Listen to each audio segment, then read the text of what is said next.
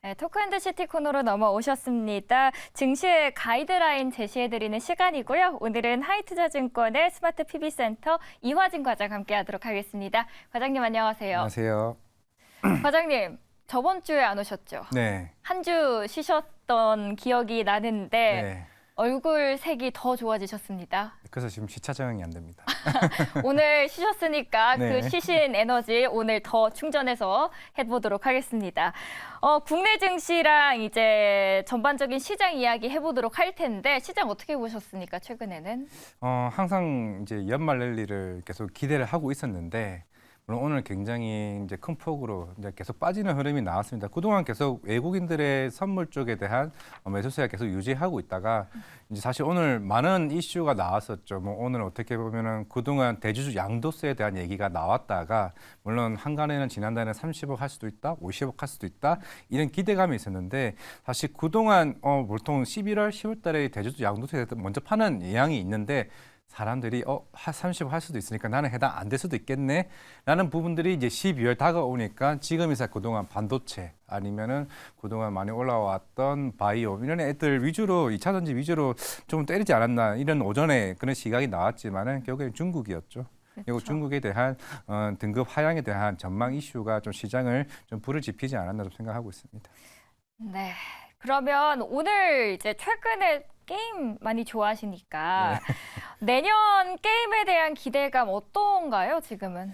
사실 제가 올해 봐왔던 게임주들의 뷰는 사실 콘솔 게임이라 항상 누누이 말하고 있었는데 최근에 뭐 넷마블, 크래프톤, 뭐 NC소프트, 뭐 위메이드 결국에는 그동안 기존의 모바일 게임을 통해서 P2E 사업을 진행하는 업체들이 조금 많은 좀 관심들이 좀 올라왔던 것 같아요. 최근에 우리나라 지스타도 열렸었고 특히 지스타에서 열렸던 그 분위기가 제가 작년에 갔는데 올해는 못 갔습니다.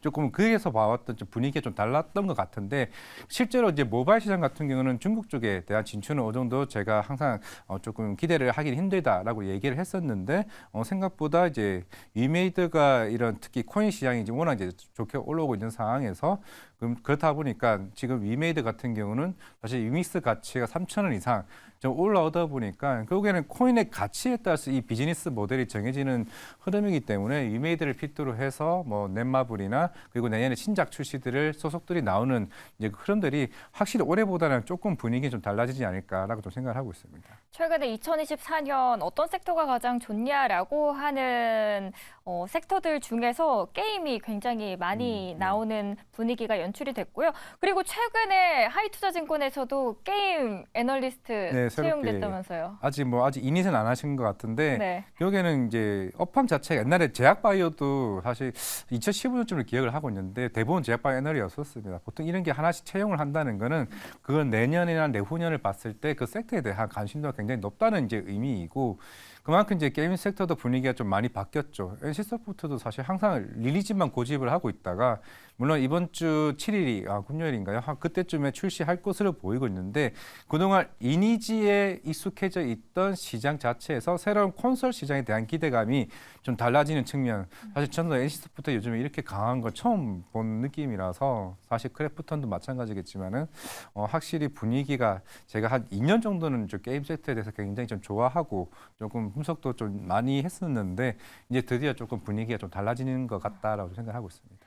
최근에 뭐 가상화폐 시장 쪽도 좋아지고 있는데 분위기가 그럼 P2E도 다시 한번 살아날 수 있을까요? 이게 정확하게 작년 11월쯤에 사실 항상 게임위원회 이제 위원장님이 이제 P2에 대해서 부정적이다. 굉장히 사행성 게임이기 때문에 하지 말자. 지금 중국도 안 되고 있기는 하지만은 이게 조금은 조건부로 승인을 할 수도 있다는 얘기가 항상 옛날부터 나오긴 했었습니다. 근데 이제 다시 위메이드가 그 분위기를 불지피고 있기 때문에 다시 한번 생각이 바뀔 수도 있다.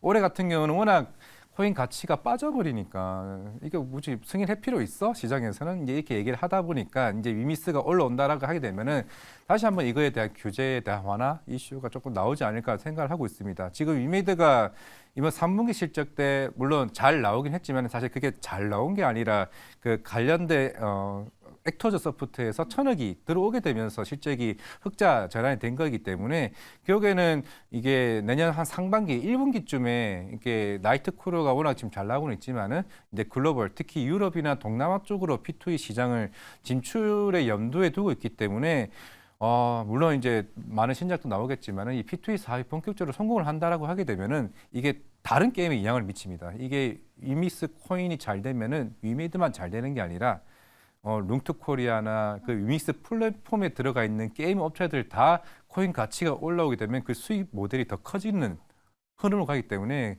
사실 그래서 위메이드가 커지는 것에 대해서 위메이드만 집중하면 되는 게 아니라 여기 위믹스 플랫폼에 들어가 있는 한 100개 정도로 들어가 있는 걸로 알고 있는데 이 100개에 들어간 게임 회사들에 대한 향후에 대한 성장 가치도 좀 달라질 수 있다고 생각하고 있습니다. 저희 시청자분들께서도 지금 NC소프트의 신작이 곧 네. 출시된다라고 말씀을 해주고 계십니다. 그런데 안타깝게도 이 콘솔 예약 순위에서는 아직까지 들어가진 않았죠.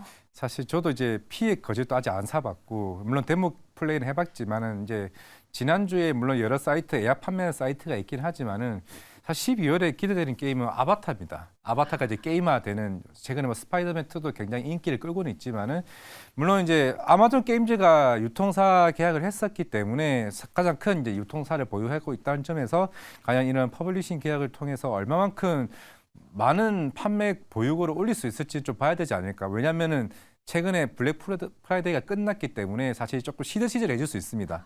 왜냐하면은 콘솔 게임 블랙 프라이데이 기간에서 거의 50% 심지어 피해 거짓은 20% 할인이 들어갔었거든요. 저도 그때 좀 많이 사긴 했었는데 그 소비가 이미 한번 세게 벌어졌기 때문에 12월 초에 나오는 게임에 대한 소비가 일어날 수 있을까? 그래서 조금은 이제 이게 NC소프트 최근 올라온 거에 대해서 여기에 대한 우려는 조금 생각하고 있어야 된다 말씀드리겠습니다. 거기에 대한 우려감은 조금은 보는 게 좋겠다라고 이야기를 해주셨습니다.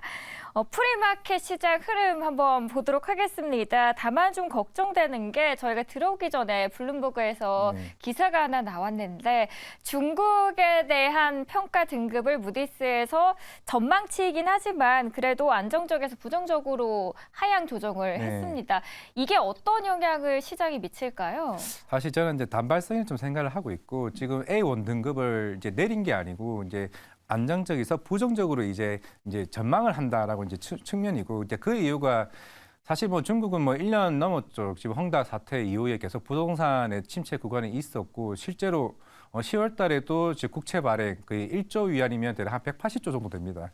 그 1조 위안 국채 발행을 계속 하고 있는 상황에서 그만큼 재정에 대한 부양책을 계속 쓰다 보니까 시장에서는 저러다가 물론 부도까지는 안 나겠지만 결국 중국에 대한 경기 침체가 생각보다 길어지고 있고 이게 부동산이 생각보다 빨리 안 잡히고 있다는 측면에서 조금 이제 불안하다라고 얘기를 하고 있지만은 사실 그런다고 해서 중국이 아마 이 경기 부양책을 끝내지는 않을 겁니다. 물론 속도는 느려질 수는 있는데 이제 시장에서 두려워하는 거는 무디스가 이렇게 했어? 그러면 피치랑 S&P는 충분히 다른 신용평가사에서도 몇 달 전에도 미국에 대한 등급에 대한 이슈가 계속 있었다시피 그렇죠. 아마 중국에 대한 신용평가사 이슈도 있을 것으로 보이고 있습니다.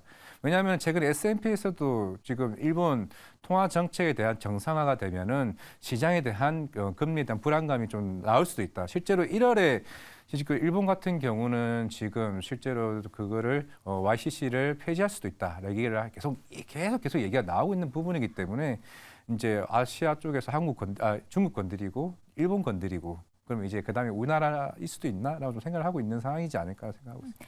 저희가 들어오기 전에는 이제 유럽은 좀 괜찮았는데 미국의 선물 쪽이 좋지 않다라고 하셨는데 지금도 동일한가요? 지금 좀 많이 반등했습니다. 한 나스닥 선물 아까 한 마이너스 0.6%까지 빠졌다가 0.3% 정도 많이 축소를 했고 실제로 지금 유럽 쪽은 플러스입니다. 어떻게 보면은 시장에서 오늘 중국에 대한 신용에 대한 이슈가 왜냐하면 무디스가 이제 신용을 내버렸으니까 중국과 정상회담 이후에 자꾸 미국이 중국을 때리네. 이게 미국과 중국과의 갈등에 대한 이슈가 조금 미국 쪽의 시장의 변동성을 키우는 부분이 아닌가라고 생각을 하고 있습니다. 그래도 한번 이 무디스의 신용평가가 그렇게 큰 파장을 불러오지 않았으면 좋겠는 마음입니다.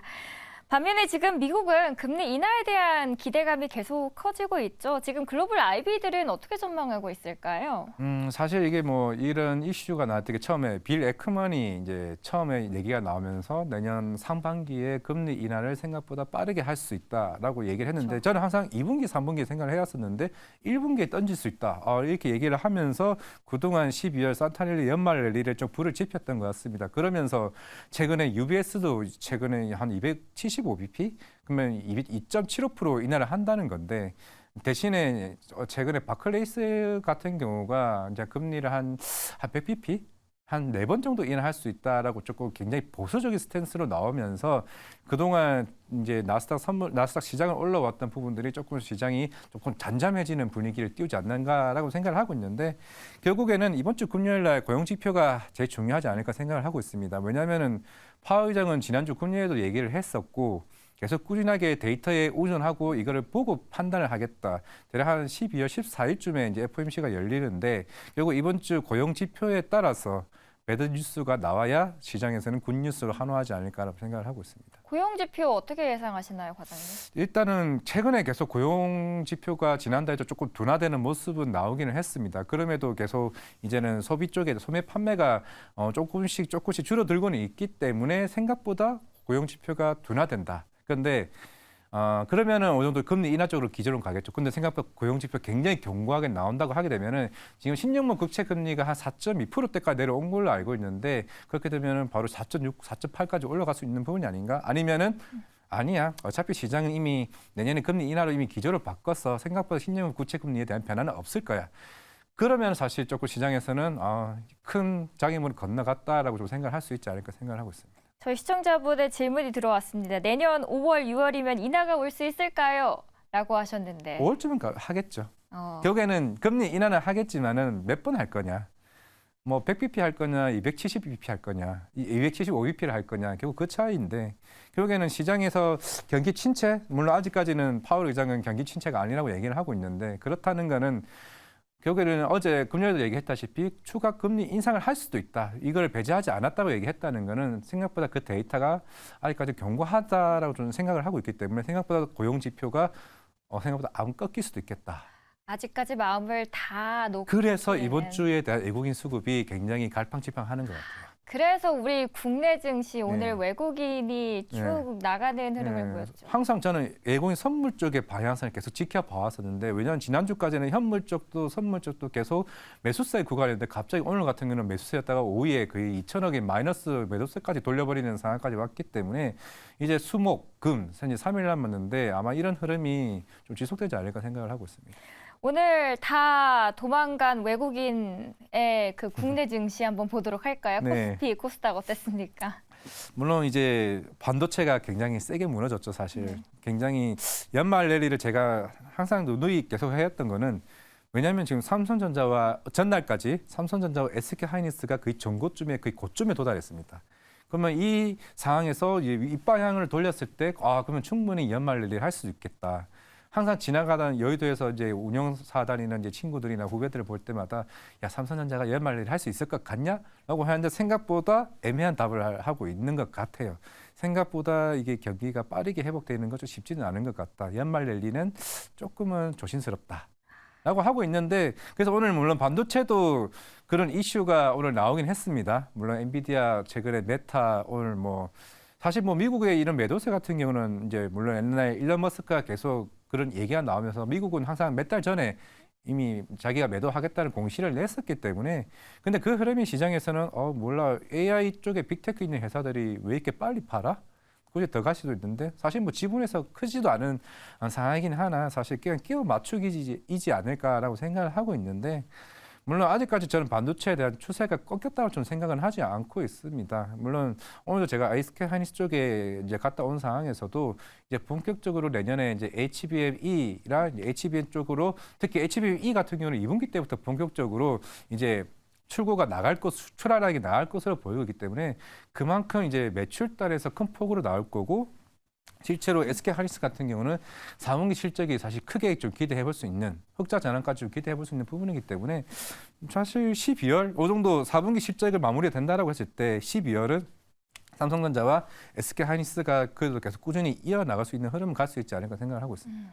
네, 반도체에 대한 전망 한번 알아봤고요. 그리고 오드리 햇반님께서 원전 공부하기 싫어요라고 하셨는데 그래서 저희가 이 시간을 대신 공부를 해드리도록 하겠습니다. 원전 박스권을 계속 지속하고 있는데 이제는 좀 오를 때가 되지 않았을까요?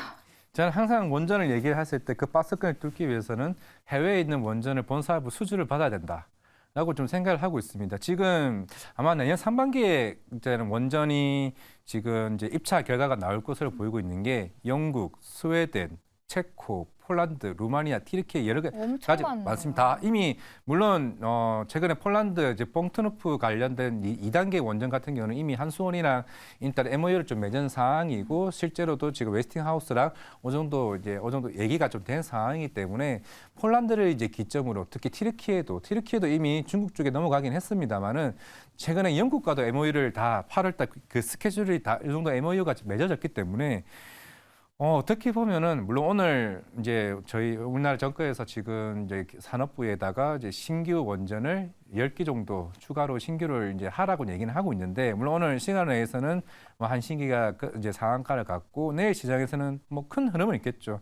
물론 한간에서는 그 많은 10개를 갖다가 우리나라 어느 땅에 지금 지을 수 있냐 뭐 이런 의문점도 있는 상황이긴 하지만은 물론 지금 10기 그 관련된 계획에서 이제 11기에서는 원래 10기 같은 경우는 신한룰 3, 4기에 대해서 어느 정도 원전에 대한 연장에 대한 이슈가 보수 연장에 대한 이슈만 있었는데 12기 때는 완전히 지금 뒤바뀐 상황이기 때문에 물론 금액이 클 수는 있겠죠. 실제로 지금 원전 한번 하게 되면 10조, 20조. 옛날에 바라카 원전 같은 경우에도 2009년도에 실제로 본 사업 수주를 받자마자 그 1, 2년 사이에 BHI나 우진 같은 경우는 한 5배 이상 주가가 올랐습니다.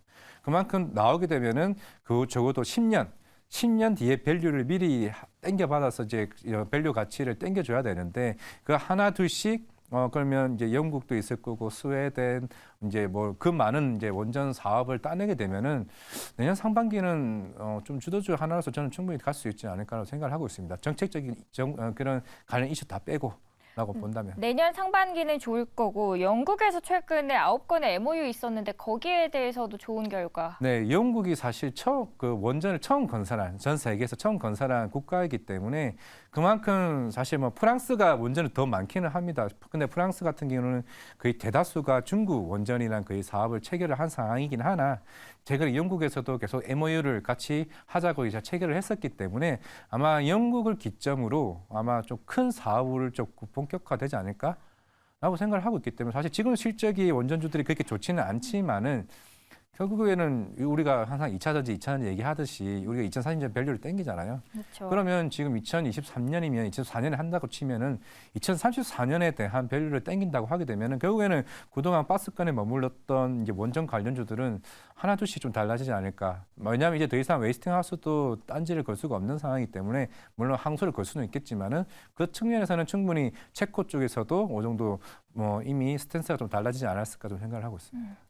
사실 뭐 내년 상반기 얼마 남지 않았고 상반기도 중요하지만 가장 중요한 건 당장 내일입니다. 네. 내일 원전주 봐도 될까요? 네, 충분히 물론 좀 단기성이 있을 수 있을 것 같아요. 왜냐하면 아직 이게 대통령실에서 좀 전달된 상황이고 이게 어떻게 보면은 이게 명확하게 왜냐하면은 하려면은 토지도 그거를 어디에 해야 될지 정해야 되고 실제로 그 기간만 거의 한 2년, 3년 걸리기 때문에 그 시간이 어느 정도 충분히 걸린다는 점. 왜냐하면 폴란드나 체코 쪽에 이미 땅은 이미 정해져 있습니다. 근데 이거 상황 같은 경우는 워낙 시간이 걸리고 입찰하는 시간도 걸리는 상황이기 때문에 좀 단기성으로 내일 움직일 가능성이 있다라고 보고 있고 물론 그 절차가 꾸준하게 조금 안정적으로 정해진다라고 하게 되면은 신규 원전에 관련된 밸류도 어느 정도 충분히 반영될 수 있지 않을까 생각을 하고 있습니다. 구체적인 기업들 몇 개 보시는 거 있을까요? 일단 BHI 같은 경우는 이제 웨스팅하우스에도 이런 부품이나 기자재들이 어느 정도 이런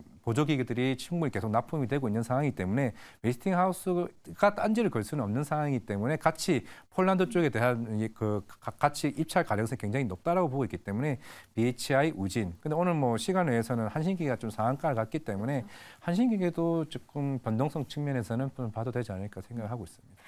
오늘 시간외 거래에서 그리고 카페24가 네. 상한가를 찍었습니다. 어떤 이유 때문에 이렇게 오른 겁니까? 예전에도 이게 유튜브가 실제로 유튜브를 보시게 되면은 물론 유명한 뭐 셀럽들이나 이런 인플루언서들이 실제로 방송을 하고 있으면서 만약에 핸드폰을 이렇게 보이고 있다. 그럼 그 핸드폰에 있는 하단에 가격 표시가 있습니다. 쇼핑몰이 같이 제휴를 맺을 수 있는 건데 이거 솔루션을 하는 게 카페24가 하고 있는데 오늘 관련해서 구글이 뭐 유튜브 자회사니까 구글 자회사가 유튜브니까 이제 구글이 오늘 유상증자 한 250억 가량에 대한 유상증자 배정을 받았기 때문에 어떻게 보면은 이제 쿠팡에 대한 견제 이슈도 있는 상황이고 이제 앞으로 유튜브도 본격적으로 이전 쇼핑 쪽으로 관련된 아마 향후에 좀 성장성을 조금 크게 보지 않았나라고 생각을 하고 있기 때문에 어떻게 보면 내일 좀 유통 관련주들이 오히려 좀 빠질 수가 있을 것 같고 아니면은 이제 거기서 이제 카페24는 오히려 구글이라는 큰 빅테크를 등에 업고 조금 추가적인 상승이 계속 나올 수 있지 않을까라고 좀 생각을 하고 있습니다. 저희가 앞서서 이제 반도체 관련주 살짝 얘기를 해주시긴 했지만 더 구체적으로 한번 들어가 보도록 할게요. 오늘 SK하이닉스 IR도 다녀오셨던 만큼 그 이야기도 함께 녹여주시면 좋을 것 같은데 엔비디아를 비롯해서 저크버그도 메타 주식을 지금 팔고 있는데 그렇다면 반도체 지금 주가가 고점을 찍었다는 의미로 해석을 해야 될까요? 어떻게 바라보면 좋을까요? 엔비디아는 좀 단기적 급등에 대한 건강한 조정이나 좀 생각을 하고 있고 물론 이제 SK하이닉스 같은 경우는 HBM3에 대해서는 이제 단독 공급을 받을 거고 이제 본격적인 HBM3E 같은 경우 이제 한 단계 업그레이드된 이제 여기서부터 이제 본격적으로 삼성전자와 이제 경쟁이 이제 시작될 것으로 보이고 있는데 물론 사실 아직까지는 이게 샘플에 대한 승인이 삼성전자가 시부를 했고 SK하이닉스가 가장 먼저 이미 승인을 받았고 실제 HBM4까지 이미 단독 공급을 받기로 이제 엔비디아와 시작을 했습니다. 이게 속도전에서 이미는 이제 사실 삼성전자가 조금 늦어지는 좀 상황이기 때문에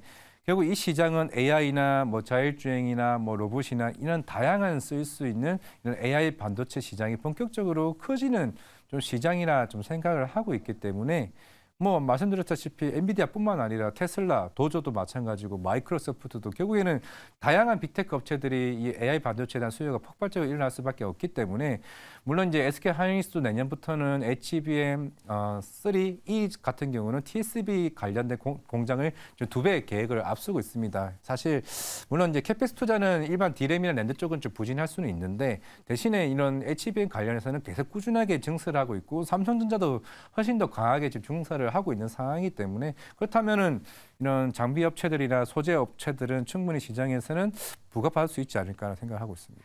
요즘 SK하이닉스는 점유율을 점차 더 확대해 나가고 있고 탄탄한 흐름을 보여주고 있는데 삼성전자는 좀 아쉽다라는 이야기가 계속 들리고 있거든요. 어떻게 평가하시나요? 사실 이번 4분기 실적 발표가 좀 중요하지 않을까 생각을 하고 있는데 지금 실제로 SK하이닉스 디램에 대한 글로벌 점유율이 35%까지 올라왔습니다. 실제로 항상 삼성전자가 단독으로 1위로 올라와 있었고 이게 처음으로 이게 점유율 차이가 축소된 거는 거의 이례적인 얘기라고 좀 얘기하고 있고 물론 SK하이닉스는 솔리다임을 이제 인수하게 되면서 이제 본격적으로 이 점유율이 확대되고 있는데 실제로 키옥시아가 2위였는데 최근에 2위까지 제치면서 순위가 올라와 있는 상황이기 때문에 지금 이제 삼성전자가 대략 한 40%입니다. 그만큼 굉장히 축소가 돼 있고 랜드 쪽도 SK하이닉스가 굉장히 빠르게 추격되고 있는 만큼 삼성전자가 좋냐, SK하이닉스가 좋냐라고 하게 되면은 일단 SK하이닉스 쪽으로 조금 분위기가 굉장히